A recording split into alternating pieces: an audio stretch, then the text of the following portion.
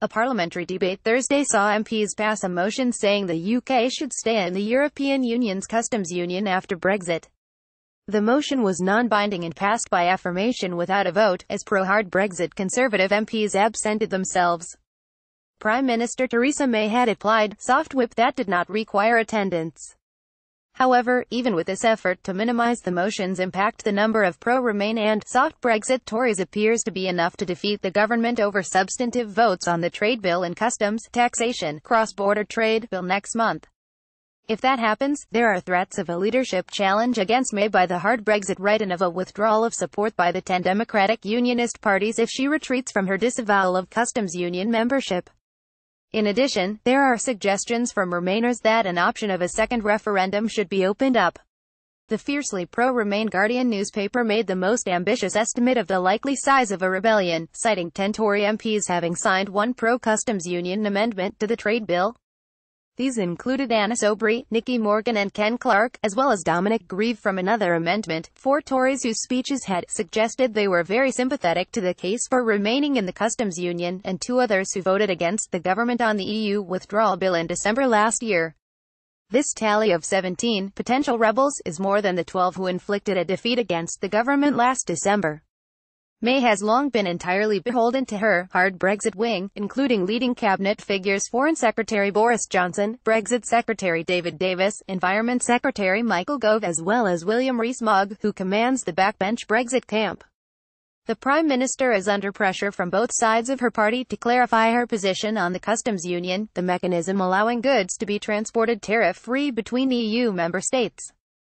Her stated position is for a comprehensive system of mutual recognition, whereby the UK and EU keep their regulations equivalent to one another to facilitate trade.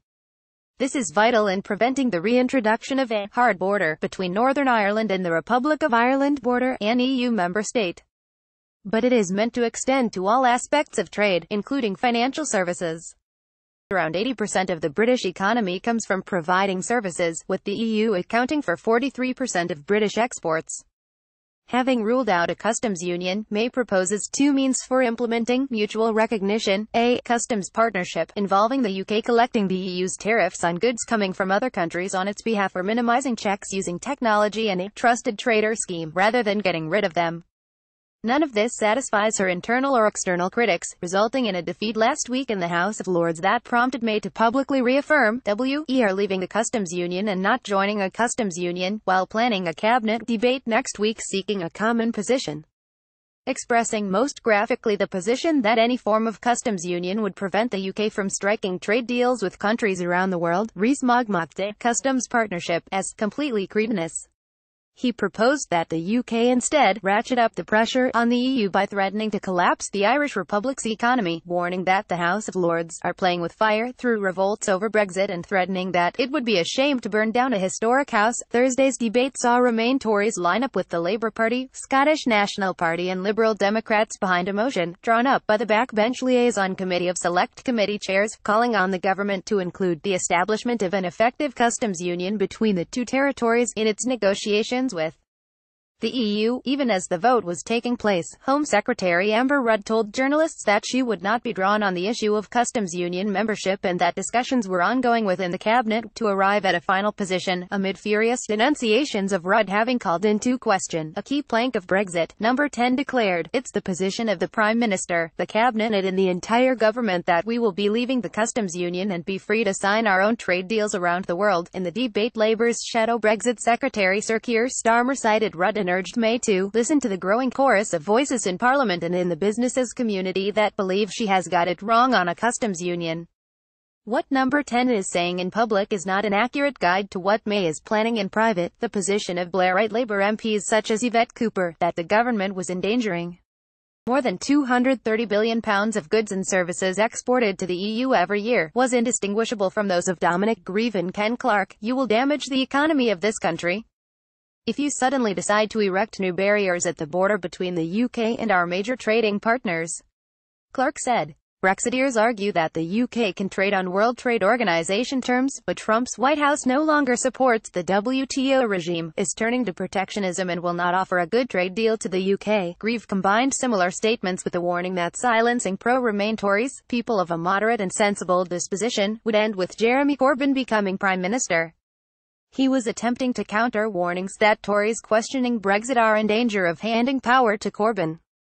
There are predictions that Labour will register its best council result in London for 40 years in next week's local elections with a 22-point lead on the Tories.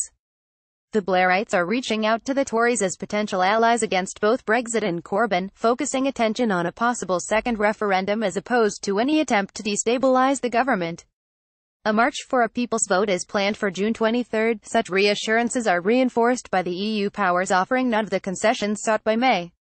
Brussels is making clear that Britain will get a beggar's Brexit, on terms dictated by Germany and France, that no proposals must be made that threaten to further undermine the integrity of the EU. In Sofia, Bulgaria, Thursday, EU chief Brexit negotiator Michel Barnier referred in scathing terms to May, pleading with the EU to maintain British financial firms' access to sell services into the single market. I can perfectly see the UK's logic and interest in pleading for a system of mutual recognition and reciprocal regulatory equivalence, because this is, indeed, what the single market achieves.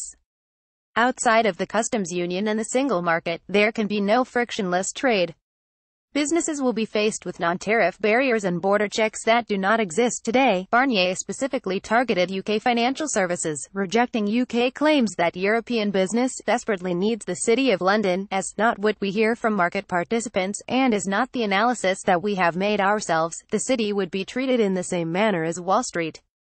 On the issue of the Irish border, the European Parliament's Brexit coordinator, Guy Verhofstadt, said Wednesday that a solution was needed by the end of June, challenging UK Brexit Secretary David Davis's proposed October deadline. Negotiators still have no proposal made by the UK side that could be a satisfactory solution for the problem, he said. Google is blocking the World Socialist website from search results. To fight this blacklisting, share this article with friends and coworkers. Facebook, Twitter, email, Reddit.